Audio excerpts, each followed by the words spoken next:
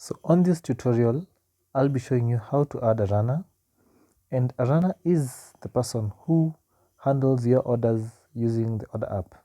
In today's scenario, I'd call them a waiter or a waitress. So very simple and very quick. We'll open the order app, and once the order app is open, on the top bar where it's written home, on to your right, right next to the search button and plus button, there are three dots. So click that dot and select runners.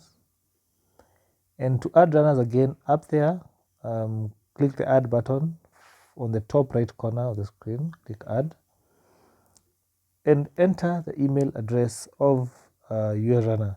So remember, this is the email address that they'll use to log in or sign in as a runner using the restaurant app. So once you've entered the email, click OK, and you should be able to add your runner there. So now your waiter has been added as a runner on